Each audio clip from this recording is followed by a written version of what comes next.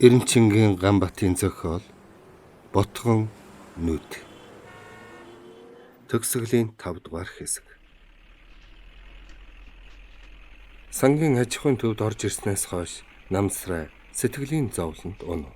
Нэг их том хэрэг хийчихсэн юм шиг санагдаад байлаа. Дүриймагийн сайхан сэтгэлийг гомдоочсон юм шиг, ариун нандин бүхнийг нь авчихсан юм шиг санагдаад байлаа. Хамгийн гол нь хайр сэтгэлтэй болжээ гэж бодхоос өөрөөсөө айж байлаа. Юу тач гэсэн Дүриймаг гих сэтгэл нь нөгөө өөрийг нь жарааха болгодог охинд тэмүүлж байснаас өөр байлаа. Гэвч Дүриймаа чинь хүний хүн шүү дээ гэдэг бодол гялсхийн орж ирэх бүр өнөөх цэнхэр тэнгэр бүрхчих шиг болдог бай. Тэгээд ч Дүриймаагаас айж ичих шиг санагдан урдийн адил нүүрэмгий байж чадхаа байсан бай. Дүриймаат ч гэсэн амаргүй бай. Пүрвэгийн бодож заримдаа өрөвдөж уйлдаг бай. Шинэ орондоо ороод хэвтэж байхдаа амьдралаа бодож пүрвэгийн хайрлаж өөрийгөө зэмлдэг байлаа. Хайр сэтгэлийн тангараг өргөлцөөгүй ч гэсэн нэгэн шижмээр Намсраатай сэтгэл холбогдсноо мэддэг бай. Тэгэхэд Намсрайн нэмсгэлсэн дуграг бор царай нүднээ харагдаж өнөөх сэргэлэн нүдэнд нь хөөр баясал хөгжилтэй оч цацарч байдаг аваа. Тэгвч сэтгэлэн барихын хүн дүүрэг оногцсныг ухаардаг бай. Тоо бүртгэгч альмаа охиноор ажилдаа туслалцуулж жаахан зав гарвал заримдаа майхандаа орж хэвтдэг байлаа. Сангийн аж ахуй орж муудалцаад иржтэй гэж санжаа сүрэн товхуурхаж асуусан явдал бий. Муудалцсан байсан ч түүнд огт хамаагүй юу гэж хэлэх нь Дүриймаад падгүй байлаа. Төв явж ирээд 2 хонож байтал морьтой хүүхэд ирж "Чүлдэм ах таныг хүрээд ирэж гинэ. Эмчийг заавал авчраарай гэсэн шүү" гэж хэл хүргэжээ. Чүлтмийн мотоциклийг хүргэж өгөөгүй байсныг хэлэхүү орой ажилласаа буугаад хүргэж өгөхөөс аргагүй. Эмч гэсэн болохоор Дүриймаг авч явах нь зайлшгүй. Хүн хар өвдсөн чинь билүү гэж Дүриймаад хэлсэн чинь "Өнөө орой явах уу?"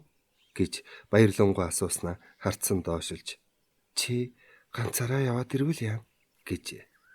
Өвчтөе хүн байж магадгүй юм л да. Эмч гэж хэлүүлснийг бодоход харин тийм ээ. Манайханд ч бас хэл амтай хүн биш үү? Одоо яа гэхэв хэлэгдвэл нэгэнтэл хэлэгдэж дүүрсэн хэрэг. Хотод очиод мис заслын ширээн дээр биел хэвтгэхээс гэж Намсраа хэлв. Хэлчихэд ямар тэнэг тоглоом хийснэ ойлгов.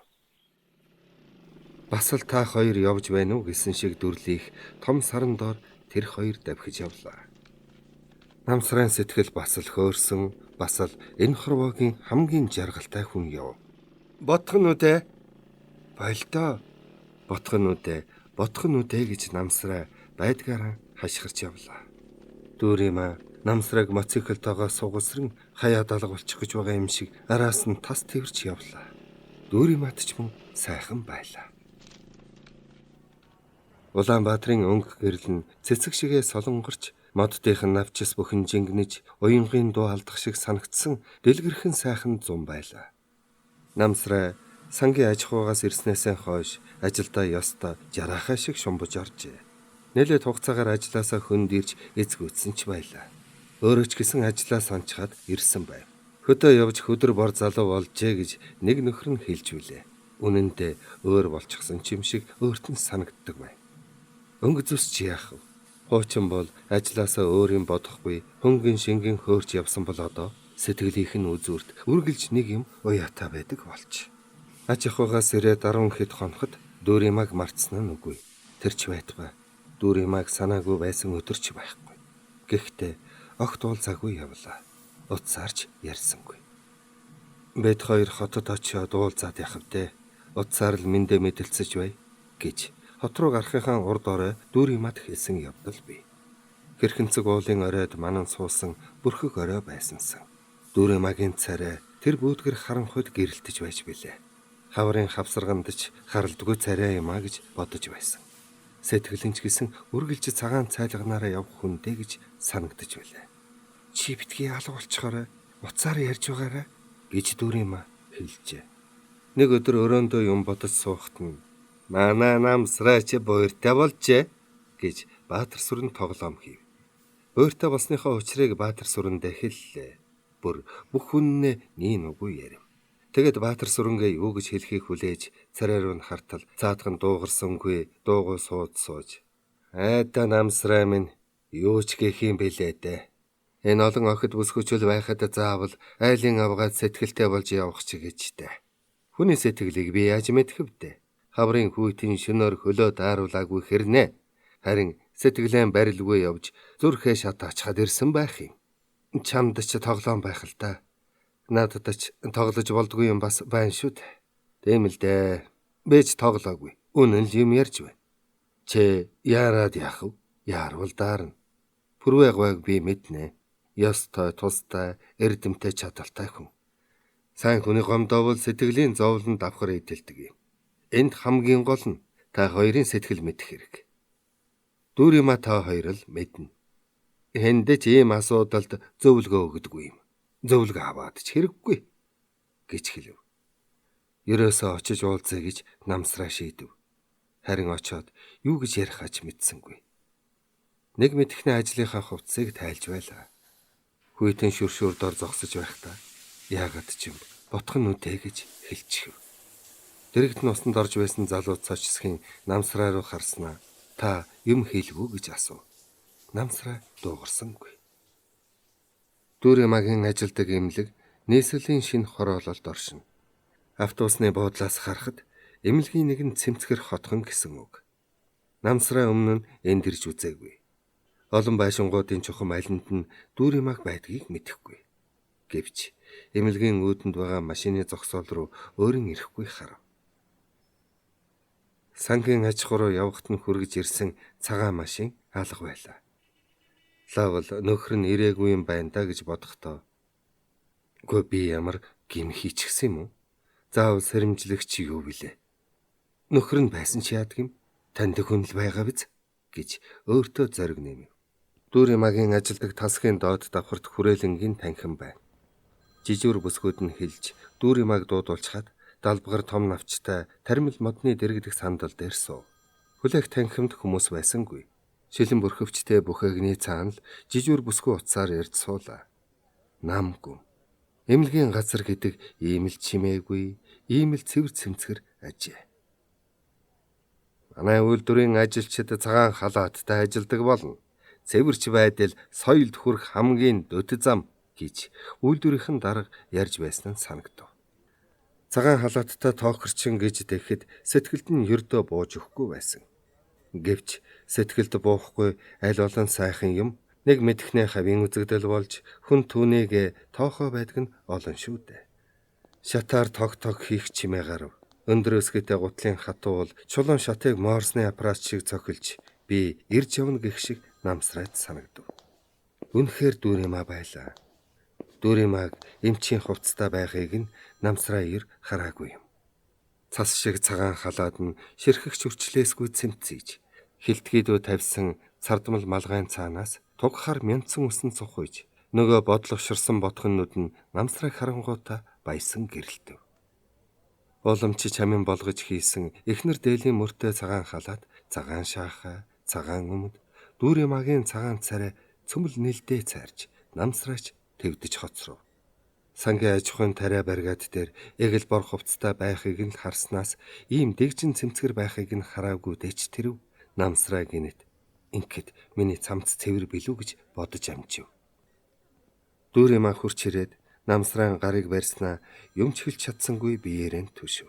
Хөдөө хэрийн цэцгсийн дундаж содон анхилж байсан торгон хар үснийх нь үнрийг авмагцаа намсрайн дотор баяр бялхаж "Ботхон үтэ" гэж арай ихэн дуугарч билээ. Шилэн бүхээгний цаан сууж байсан жижүүр бүсгүй энд юу болж байгааг ч анзаарах сөхөөгүй утсаараа ярьсаар байлаа. "Намсраа чи яахад алга болчихдөг юм?" гэж дүүрэмагийн асуусан үгэнд намсраг мөрөөдөн сансан хүсэл, хөдөөнөөс ирээд сургаггүй болсонд нь үүссэн өчүүхэн гоморхол, дахин холдохгүй найдвар аль аль нь шингэсэн байлаа. Бас олон хоног өөрийг нь эзэмдсэн намсрайн тухай бодолдооч хариу хөсөх мэт сонсдож билээ.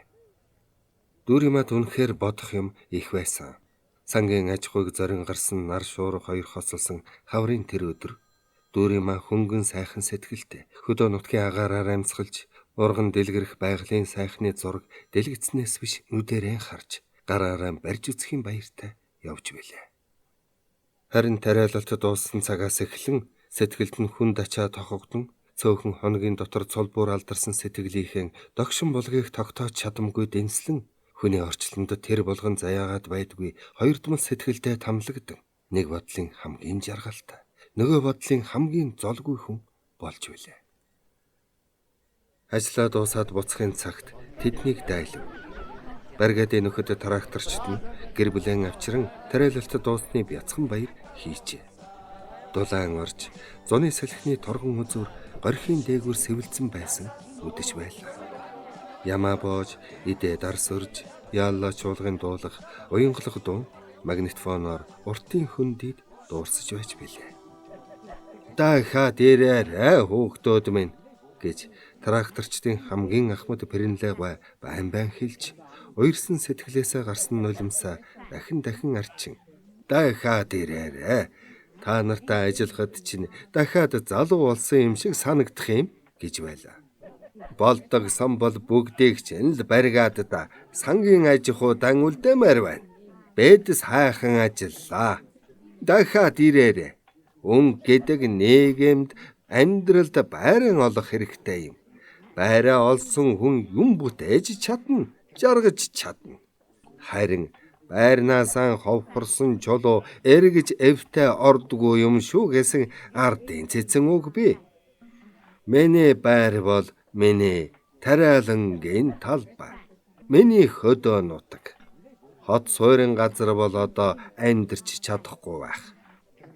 Тэгэхлээр өдөө ажиллая гэж бодож байгаа хүн бол шууд л манайд ирээрэй гэж урьж байна хэмээн гэрэл дарга хэлв. Дараагийн хавар болгоноор уугуул нутаг усандаан зорих усны шувууч шиг уртынхаа сайхан хөндийд цугларч байхын ерөөл дэвшүүлж хундаг өргөж билээ. Тэгээд л дуулцгаасан. Чөлтөм их сайхан дуулж байлаа. Санжаа сүрэн бүр уярчхаад "Хүү чөлтмэ, чи чирэн дуучин хүн байна шүү. Адуучнаа болоод дуучин бол. Оросоочин тракторын жолооч хүн, банзрагч бас жолооч. Одоо гавьяат жүжигчд болчиход байна шүү дээ. Чээж гисэн залуу хүн. Тэдний насан дээр ардынч болж чадах нь бай. Бэ чаатрын дарга нарыг танина. Банзрагч чинь миний найз байгаа юм. Чамайг дуучин болгож дөнгөнө. Чи ерөөсө хэдэн адуугаан өгчөхөд бидэнтэй яв." Гэрэлгой нийгэмд эзлэх бүтээх байр нь тариалангийн талбай шиг миний байр, миний жаргал адууны минь бэлчээрдэ гэж чөлтөм хариулж билээ. Дүүримагийн дуулж байхад намсраа аянтан найхсан шиг аманда түрэн дуулж байлаа. Харин намсраа дүүримагийн нүрийг нь халааж сэтгэлийг нь догдлооч билээ. Нүгэл гэж нүглээс айсангүйдэ айхуу. Нүдний чинь хөөрхөнд арах чигээ таслаа да гэж давхраатай бор нүдэрээ дүүримаа руу харан дуулсан. Тэрэгдэн суусан санжаа сүрэн марсаатал инээмсэглэж дүүримаа руу харж нүдээ ирмэж билээ. Аюул гэж аюулаас чиг айсангүйдэ айхуу. Аашны чинь хөөрхөнд арах чигээ таслаа да айхуу гэж намсраа тоох чигээ дуулж чөлтөм аргил сайхан хоолоогоор түрэн авч тавхтай эдэн дээрх чихэр гулсаж унтал дуулж байж билээ. Тэр жаргал зовлон хоёр нь хуурын утас шиг хосолсон дуутай хууртай нулимстай инээдтэй сайхан шив.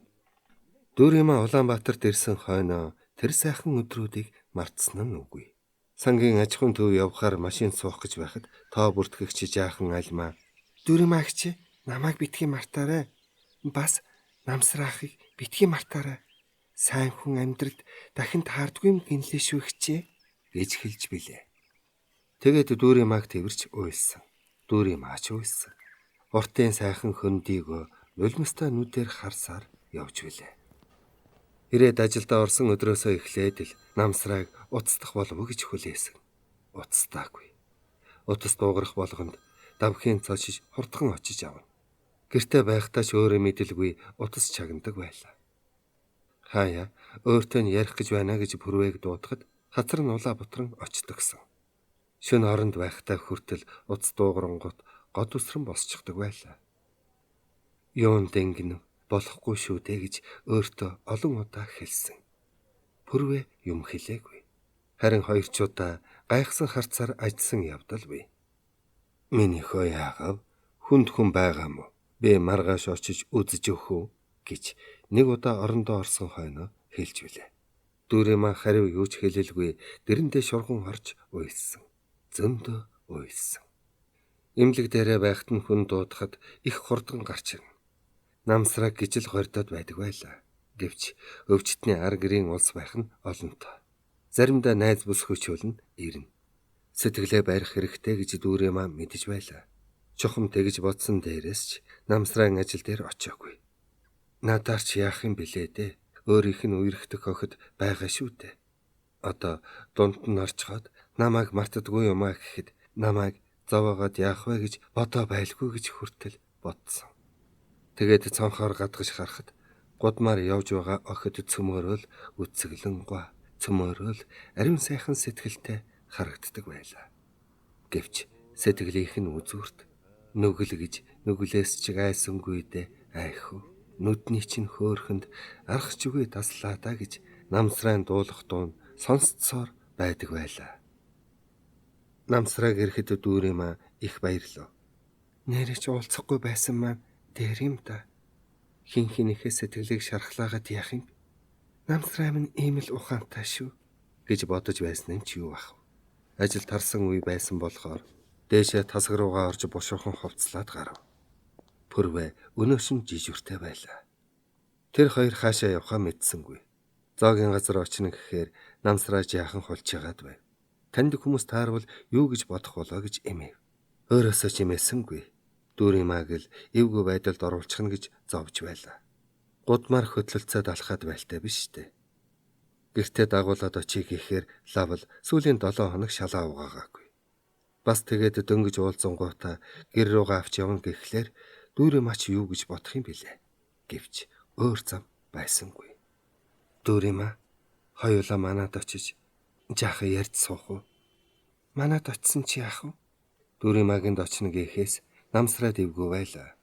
Нөхөр нь юу ч гэж бодоо билээ. Нөхөр нь эзгүй байвал бүрч хэцүү. Хадаасан дээр суусан мэт өндөлцөж орцны хаалга дуугарах бүрийд бондгонтол зочно гэсэн үг. Шалан бохирч гэсэн гэртээ очсон нь дээр байлаа. Үгүй манад очие. Тэгээд ногоон гэрлээ асаан давхиж явсан таксиг гар өргөн зогсов. Дүүрэмаа бид хоёр дахиад уулзлаа. Тийм ээ намсраа. Одоо хоёулаа салахгүй юм шүү. Харин ч гिचтэй надтай байхад чамд ямар вэ? Сайхан. Надтай ч гэсэн. Дүүрэмаа хоёулаа шийдэх хэрэгтэй. Сэтгэлийн зовлон гэдэг биеийн зовлонгоос түм дахин хэцүү юм. Тийм ээ. Шийдэх юу байх вэ? Амьдрал бид хоёроос түрүү шийдсэн байна шүү дээ. Үгүй бодох нь үдэ. Амьдралын алдааг засах ёстой. Засаж болохгүй юм би. Бас үүрэг гэж би. Чи пүрвэтэй амьдрах үүрэгтэй гэж юу? Харин ч пүрвэ чиний амьдралд саат болохгүй үүрэгтэй. Үгүй би өөр юм ярьж байна. Бодох нь үдэ. Би их юм бодсон. Өөрийгөө ч бодлоо, чамаагч бодлоо. Ингэж амьдрч болохгүй. Тийм ээ. Ингэж амьдрч болохгүй. Бодох нь үдэ. Битгий хуйлалтаа. Би чамгүй амьдрч чадахгүй. Намсраа. Би муу хүн юм аа. Би ч бас бодсон. Гэртээ байхдаа пүрвэ хараад өрөвдөд байх юм. Миний л анхны унган хайраа өгсөн хань минь шүү дээ. Надтай ч хайртай. Би тэгээд орхиод явчихаар тэр минь яаж гэртээ ганцаараа үлдэнэ.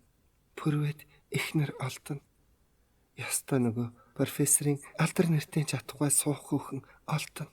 Гэхдээ над шиг хайрлаж халамжлах хүн олдох болов уу? Бас пүрвэм би муутагч хэлэх үү?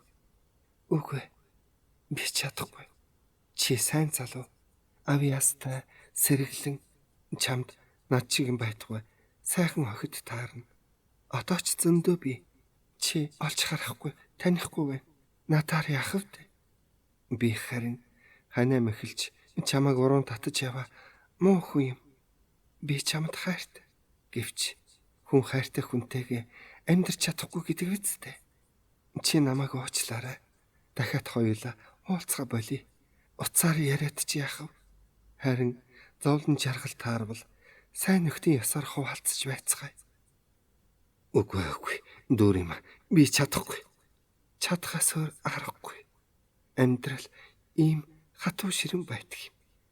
Би чамайг үнэхээр их сансан. Энэ тухай ярилцъя гэсэндээ өнөөдөр чамайг дагаж ирсэн. Чи минь эр хүн шүү дээ. Сэтгэлээ барих ёстой. Бодох нь үү? Үгүй. Би чамаас холдож чадахгүй. Үнэхээр чадахгүй. Би жаахан хүүхэд биш. Би бүгдийг ойлгож байна. Гэхдээ л чадахгүй. Намсраа минь амьдрал ингэж хатуу царилгаа буулгаж байна шүү дээ. Бид хоёроос хамаарахгүй. Үгүй. Хамаарна. Бид чинь хувь заяаныхан эзэд нь бидтэй. Амьдралынхаа эзэд нь бид бидтэй. Энд чинь өөр юм шүү намсраа. Чи намайг зөв ойлгоорой. Тариалалтын шороотой, униартай тэр хаврын сайхан өдрүүдийг чамаага би хизээч мартахгүй. Бодох нь үү? Тэгвэл би хизээч эхнэр авахгүй. Энд чинь харин худал үг. Тэгж ам гарч болдгүй юм. Харин сайхан хантай болох хэрэгтэй. Гэвч тэр хоёр дахиж уулзсан юм. Дүүриймаагийн ажил дээр цэцэрлэгт хүрээлэн кинотеатрт уулздаг байлаа. Намсран гэртэл очисонгүй. Намсрайг яач ч гуйсан Дүүриймаа зөвшөөрдөггүй байлаа. Намсран хичээж зогсон мөнгөн бөгжил тэдний сэтгэлийн гэрч шиг Дүүриймаагийн баруун гарын ядам хуруунд гялалцсан. Бөгжний дотор талд энэ гэсэн хоёр үсэг зогсон байлаа. Уулзаж чадахгүй үедээ утсаар ярина. Дахин уулзахгүй гэж хэн хэндээ ам өгч нэг мэдхнэ, нэг нь утас аван залхчихсан, нөгөөх нь хүлээчихсэн байдаг байлаа. Хожимдож ирсэн хайр гэдэг өөрийн хатуу хуйлтай ажээ. Пүрв ажилласаа эрт гарав. Замда Дүүриймаагийн ажил дээгүүр орох гэснээр болов. Уг нь Дүүриймааг аваад явбал болох л байлаа. Ганц удаач гэсэн автобусны чихүүлэлгүй явбал аштай юу. Өглөө ажилтан заавал хүргэж өгнө. Харин оройн авдаггүй байлаа. Дүүриймаагийн ажилдаг эмнэлэг шинэ хороололд очсноос хойш гэрээсээ холдсон. Гэвч бас зовлон байлаа. Ажилд харахын цагт залуу эхнэрээ алдчихгүй тулд ирж байгаа юм шиг санагддаг байлаа. Сургуульд хамт сурч байсан нэг нөхөр нь "Чи автомашин тайчин зүгээр юм да. Авгаагаа албан газраас нь цагт нь хүлээж авч байх сайхан боломжтой юм" гэж тохуурхаж билээ. Эвгүй сэтгэлд нь сэв үлдээдэг болохоор тэр нэг нөхрийнхэн тоглож хэлсэн үг үнэхээр санаанаас нь гарсангүй. Гэхдээ хүн амьтны хэл амнаас айж имээсэн нь үгүй. Хүмүүс юу ч гэж тохуурхсан түүнийг таахтагаан байлаа. Харин Дүүриймаадаа юм бодуулж өөрийгөө хартаа гэж ойлгуулахаас л айдаг байв. Ажил тараад гэртээ ирэхгүй удахтан ч утсаар лавлдаггүй. Ирсэн хойно нь хаагур явсан эсхийг нь хил амыг нь суглах шахан шалгаадгүй байлаа. Пүрвэ угийн томоотой хүн. Магадгүй энэ хорвоо дээр түүний хамгийн хайртай юм нь өөрийнх нь мэрэгжил байх. Чухам тиймдэл залуу насаа номын ширээний ард өнгөрөөсөн хүн. Эрдмийн зэрэг хамгаалахдаа Эрдэмтэн гэдэг нэрэнд нь болсон юм биш. Зөвхөн цээжний хөндийн мэс засалд шинийг оруулах, мэс засалчийн нүсрэх нөр хөдөлмөрийг өчүүхэн чадахгүй хөнгөвчилж, мэс заслын дараах өвчтний эдгэрэх хугацааг түргдэхийг л оролцсон билээ. Тэгээд ч зорьсон нь амжилттай болсон. Эрдмийн цол хамгаалах гэж гүйсэн нь үгүй. Улиралд нэг болдог нэгдлийн эрдэм шинжилгээний хуралд илтгэл тавьсан. Оновчтой шинэ арга олон нөхдөд түгээхийг бодсон. Гэтэл тэр илтгэл нь явсаар эрдмийн зөвлөлөөс дэд эрдэмтний зэрэг шууд олгосон. Үүнд нь урам орсон Пүрвэ ажлаа цааш нь үргэлжлүүлж доктор болсон. 40 наснда профессор болж билээ. Ажил хөдөлмөрийн сайхныг, хүнийг эмчлэх, эдгэрүүлэхийн жаргалыг эдлэх тутмаа улам ихийг бүтээхийг хичээдэг билээ. 40-од наснд нь тохиолдсон хорвоогийн жаргал бол Дүүриймаа байлаа. Дүүриймааг дүүгээ гэж санаж явсан. Гэтэл ийм болдог бай. Хувь тавилангийн тохиол гэлтэй. Дүүриймаад Пүрвэ хайртай. Ханийн жаргалыг амсан эдэлж явахдаа Дүүриймааг эрхэмлэн дээдэлж баярлдаг байлаа. Нэгэн бүл болж амьдрсаар жаргалынхан тэнгэр бүрхсэн нь үгүй. Бүрхэх байтугай бүүдсэн нь ч үгүй. Харин энэ хавар сангийн аж ахуй яваад ирснээс хойш л өөр болчих шиг санагдаад байв. Тоглож наадан эрхэлж өрөөнүүдийн хооронд нисэх мэт гүйж явдаг нь болж ямар нэг юм бодон сууж заримдаа хийж байсан ажлаа мартах нь бий. Дэлгэсэн номных нь хуудас эргэхгүй унтсан мэт чимээгүй болоход нь чийдэнгийн унтраах гэж очиход нүднээсээ нулимс урсган чимээгүй уйлж байж билээ. Эмч хүний ажил гэдэг хүний ямархан жаргал зовлон дунд явдгийг Пүрвэ мэднэ. Эхлээд ажилтай нь холбож боддог байлаа. Гэвч тийм биш ээ. Утас дуугарах бүр ухсхийн босож очино. Хаяа ажлаа дараад хаачсан мэддэхгүй 2-3 цаг алга болдог болов. Тэгээд ирэхдээ хүн үзээд гэж хэлэх боловч харцнаас нь зугтдаг байв. Гэвч Пүрвэ юм хэлсэнгүй. Буруу бодож ханига ойлгохгүй гомдоовол юутай гашуун гэдгийг ойлгох тогоо хүн байлаа. Дүүрима өөрийг нь мэхлэхгүй гэдгийг мэдэж байлаа. Залуу хүнд юу ч тохиолдож болно. Түүнийг зөвл давж гарах ёстой гэж бодно. Чухам тийм цагт нь хардсан доромжлолгүй ханы ёсоор туслах ёстой гэж Пүрвэ өөрийгөө үзэж байлаа. Бүр болдгүй юм а гэхэд залуу халуун хайр сэтгэлтэйгээ учирсан байлаа гэхэд Пүрвэ Дүүримагийн замд болж чулуу болон тэглэхгүй байв. Яагаад гэвэл Пүрвэ Дүүримада өөрөөсөө илүү хайртай байлаа. Пүрвэ гэртээ орж ирээд борооны шалчхар цуваан тайлж өлөгтөл утас дуугарав. Би хуралтай болчихлоо гэж нэг эрэгтэй хүн ярьж байв. Дүүрима арай ирээгүй байна гэж Пүрвэ хэлтэл. Уучлаарай, би буруу залгажээ гэж хэлээд нөгөө хүн утсаа тасалчихв. Гэтэл Дүүрима галтгооны өрөөнөөс гарч ирэв. Дүүрима би чамайг ирээгүй юм гэж бодлоо. Би түрүүх ирсэ. Одоо ингэс хийгээд хуралтай болчихлоо гинэ. Хин юу хурал? Сая утсаар хэллээ. Би ч нэрийг нь асуусангүй шүү. Дүүрима улайсхийн юм хэлэх гэтэл нүгвэ утас андуурав гэлөө би ч бүр учрыг нь олсонгүй. Тийм юм болов. Би одоо ингэс хийгээд дэлгүүр орч ногоо авдаг юм уу гэж бодсон юм. Цаагаа уучхад хоёлаа явах уу? Тэгье. Би өчигдөр ногоо авчираагүй билүү? Чи сармис авахаа мартсан байна лээ. Тийм үү. Тэгвэл хоёулаа явъя гэж хэлээд гутлаан тайлж шахаагаан углав. Дүүрима галтгооныхон өрөө рүү аль хэдийн орчихсон байлаа. Баатар сүрэнд баяр тохиолджээ. Эхний хагас жилд бүтэн жилийнхэн төлөвлөгөөг биелүүлсэн гэж түүнийг зөвлөлт холбоод улсад айлчлах урилгаар үйлдвэрийн эвлэлийн хороо шагнасан байв. Баатар сүрэн тэгж баярлсан үгүй. Тэгээд л ажил гэдэг ундарч гарав. Урилгын хугацаа нь 3 хоноод эхлэх байв. 3 хоног нь маргааш дуусаж, Алтан Москваг зорих галт тэрэг нь аяны замд маргааш гарах байлаа. Намсраач найзаасаа дутуугүй баярлав. Явах ажил төрлийг нь хөөцөлдөж арай чамаа амжуулав. Баатар сүрэн явахынхаа урд орой дотн сайн нөхдөд гэртээ урьж цай уулгах болов. Харин Дүүримаг дагуулж ирэхийг намсраад даалгав. Миний сүйд хүүхэн биш, танад авчирч яах юм бэ? Нөхөд маань юу гэж ойлгох вүлээ гэж хэлсэн боловч тусыг олсонгүй. Тэрч байтугай тэгж бүтэхгүй болзол тавьбал би ирэхгүй гэж айлгаад ч тусыг ис олов. Дүүримаач зөвшөөрсөнгүй. Гэтэл Баатар сүрэн Дүүримагийн ажил дээр очиж учир явдал ухуулан гэртэн өрөв. Миний хэдэн найз нар л байна. Тэд юмыг зөвөр ойлгодог болсон. Бид чинь ажилчин хүмүүс шүү дээ гэж ятгсаар Дүүрима гэртээ ирүүлэхээр зөвшөөрөв. Харин хинээрч тосуулахгүй өөрөө очино гэж Дүүрима хэлээд гэрийнх нь хаягийг авч үлджээ. Дүүрима гэртээ эртхэн ирэв. Пүрвэ ирээгүй л байлаа. Тэр хоол цай хийж бэлдэж тавьчихад хувцаан өмсөв. Айлын баярт очиж байгаа болохоор урьсан хүний хүндэтгэж гоё очих ёстой. Пүрвэг ирэхийг хүлээв. Айл дүрэгцнээ хэлээд явсан нь сэтгэлд нь амар байлаа.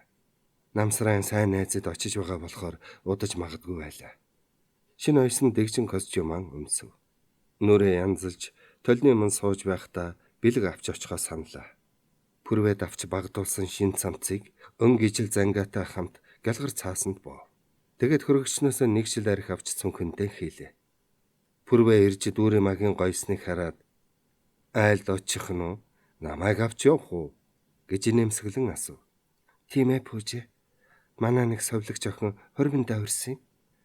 Тэгвэл би ойрлохгүй юм чинь яа гэхэв? Миний хүү яваад ирэл дээ. Бэлэгсэлт байгаа мó гэснэ. Галгар цаасанд боодолтой эрэгтэй хүний цамцыг харав. Тэгээд дүүрэмаа руу харснаа хоолоогоо засаж оройтвол би угтаж авах уу гэлээ. Хэрэггүй дээ. Манайхан төхөөлөд өгнө үз. За, би явлаа. Яв да яв. Чи замдаа тэр охиндоо бэлэг авах юм байгаа биз дээ. Эсвэл ширээний шинэ хэрэглэлээ аваачиж өгнө үү дээ гэж Пүрвэ хэлв. Дүүрэмаа юм хэлсэнгүй үүдээ онгойлготол битгий утаарай ботхон үдэ гэж Пүрвэ аяархан хэлв. Дүүрэмаа гарахын төс болж байлаа. Пүрвэгийн нүүр рүү харж байж худлаа ярина гэдэг барахгүй хэрэг байлаа. Худлаа хэлж байгааг энэ Пүрвэ мэдээд байх шиг байв. Бас тэр бэлэг. Совлогч охины хормонд очино гэж байж эрэгтэй хүний цамц боочгсон байдаг.